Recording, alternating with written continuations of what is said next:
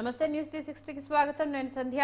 ఒక్కసారిగా తెలంగాణలో అటు పాలిటిక్స్ హీట్ ఎక్కాయని చెప్పాలి. పాడి కౌశిక్ రెడ్డి వర్సెస్ అరకపూడి గాంధీ అన్నట్టుగా ప్రస్తుతము నువ్వా నేనా అన్న వర్షన్ నడుస్తోంది. దీంతో అటు కాంగ్రెస్ కార్యకర్తలు ఒకంత భయాందోళనకు గురి చేశారు.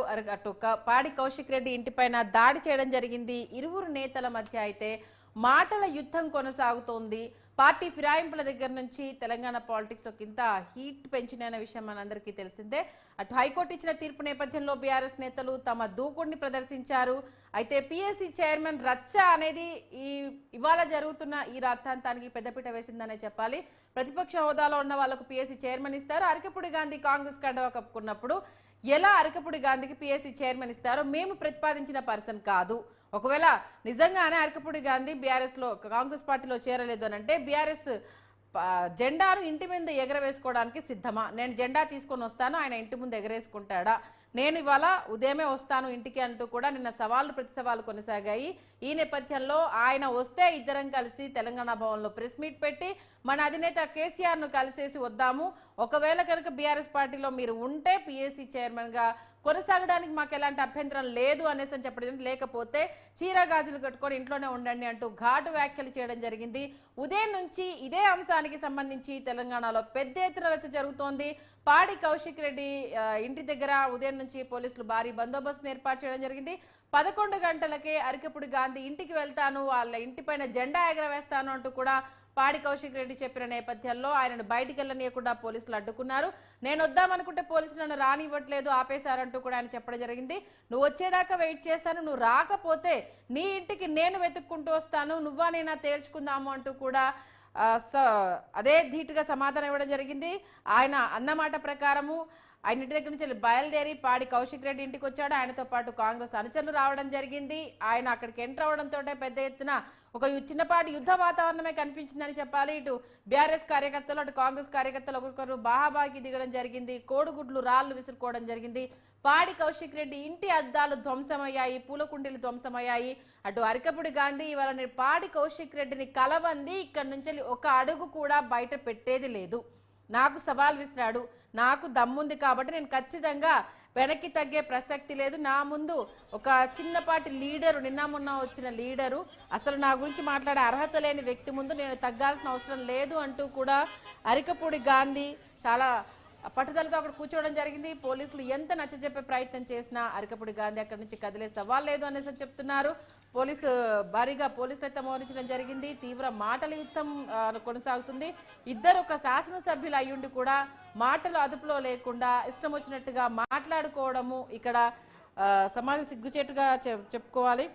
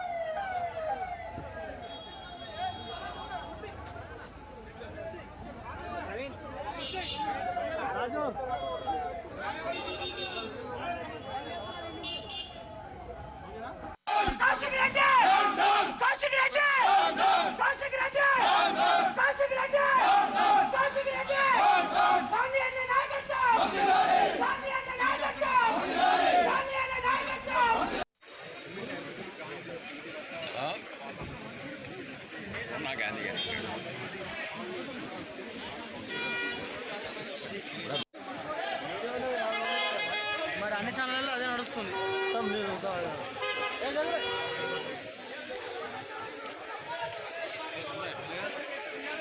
నీకు నాకు వ్యక్తిగత విషయం, బీఆర్ఎస్ పార్టీయో కాంగ్రెస్ పార్టీయో కాదు. ఒక బ్రోకర్ నా కొడుకు మాట్లాడిన మాటలకి బాధ కలిగి నువ్వు చేసినటువంటి అసాంఘిక కార్యక్రమాలనే ఈరోజు మాట్లాడాల్సి వచ్చింది.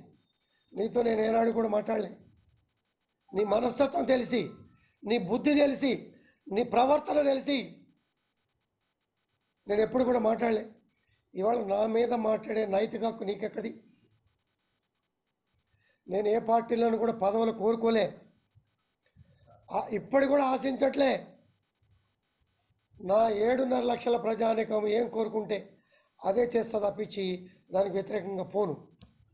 ఎదురు గాలిలో, ఉద్యమ గాలులలో వ్యతిరేక పవనాలు వీచే రోజుల్లో నా ప్రజలు నన్ను ఆశీర్వదించారంటే, నన్ను 3 సార్లు గెలిపించారంటే బతికినంతకాలం జవాబుదారీతనంగా నా ప్రజలకి నేను ఉంటా. అంతేకాని ఇటువంటి బ్రోకర్ నా కొడుకులు మాట్లాడితే సహించేదే లేదు. నీకన్నా గొప్పగా క్రమశిక్షణగా అన్ని కోణాల్లో కూడా పనిచేశా. నీకు ఎక్కడ క్రమశిక్షణ లేదు. పొరపాటున ఈటల రాజేంద్ర గారు 2 చాటలు నిలబడితే అడ్వాంటేజ్ తీసుకొని గెలిచావేమో. నా వెనకాల ఎవరు లేకుండా 7.5 లక్షల ఓటర్లు, దేశంలోనే ఒక పెద్ద గొప్ప కాన్స్టిట్యున్సీ. అటువంటి కాన్స్టిట్యున్సీలో 3 సార్లు నన్ను ఆశీర్వదించిన వాడిని. నాకన్నా సీనియర్ మాట్లాడితే, పాజిటివ్గా మాట్లాడితే స్వీకరిస్తా. బచ్చగాడివి, బ్రోకర్ నా కొడుకి, చీటర్వి, ఢిల్లీ టు హైదరాబాదు ఎమ్మెల్యేల ఫిరాయింపుల కోసం ప్రయత్నాలు చేసి మీడియేషన్ చేసిన నా కొడుకు పార్టీల ఫిరాయింపు గురించి మాట్లాడే నైతిక నీకు హక్కు ఎక్కడుందిరా?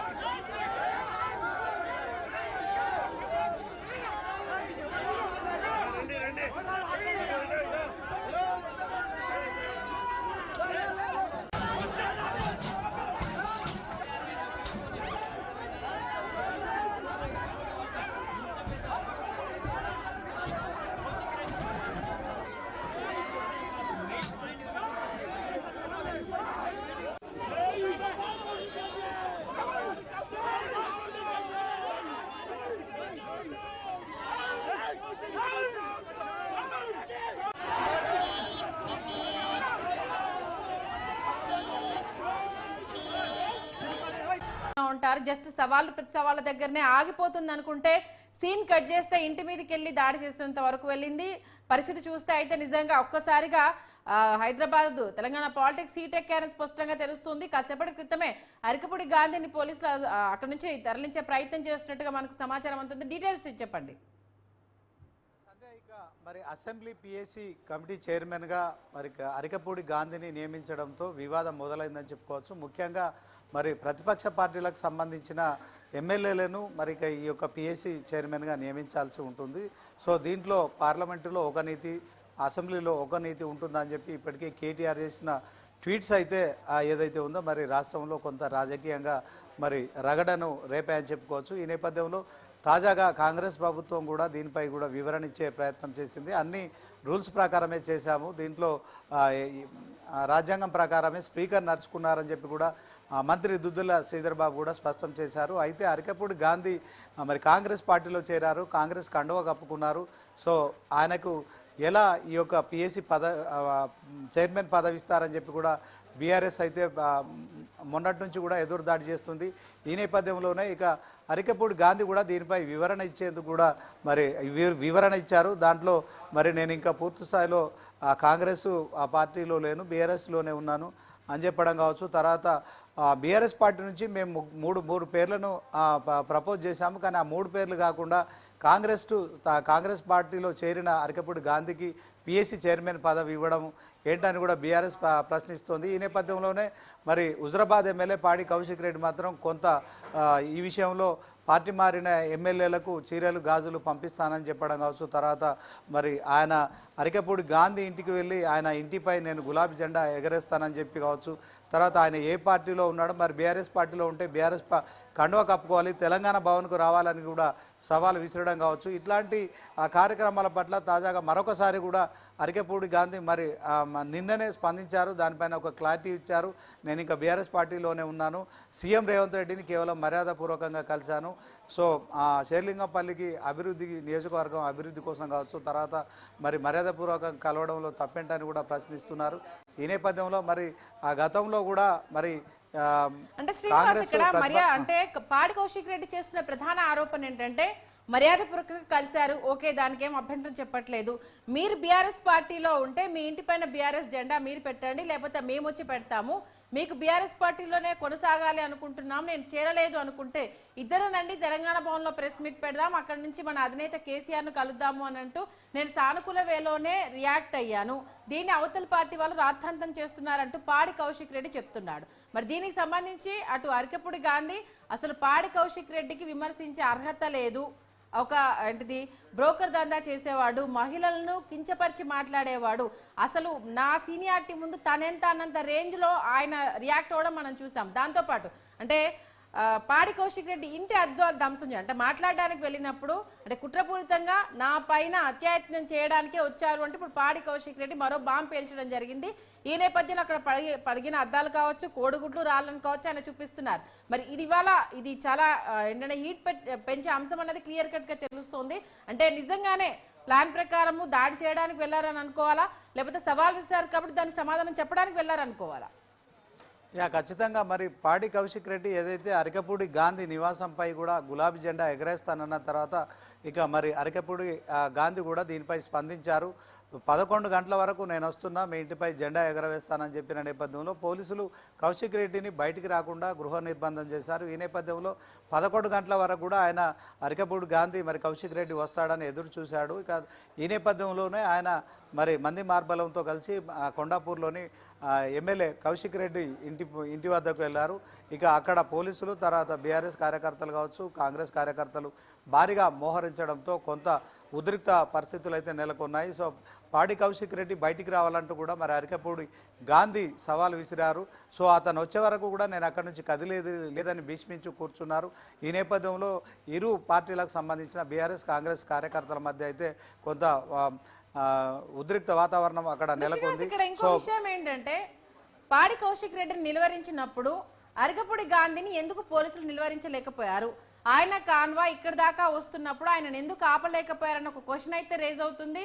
మరి పోలీసు వైఫల్యం అంటే పోలీస్ విభాగం వైఫల్యం చెందింది అనడానికి ఇప్పుడు ఈ గొడవ ఇంత దూరం రావడానికి ఖచ్చితంగా వాళ్ళు ఆయన అక్కడ కట్టడి చేయలేకపోయారు అన్న ఇంకొక వాదన తెర మీదకి వస్తుంది. దీని గురించి ఏమంటారు?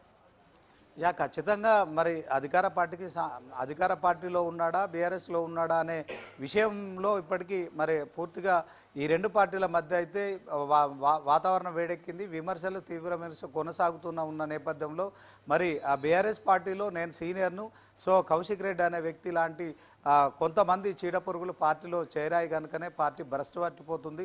సో పాడి కౌశిక్ రెడ్డికి ఏ అవసరం మీరు అలాగే హోల్డ్ లో ఉండండి. పాడి కౌశిక్ రెడ్డి మీడియా మీట్ పెట్టడం జరిగింది. ఒక్కసారి ఆయన ఏం మాట్లాడో విన్న తర్వాత మనం లైవ్ కంటిన్యూ చేద్దాం. PCR byte please.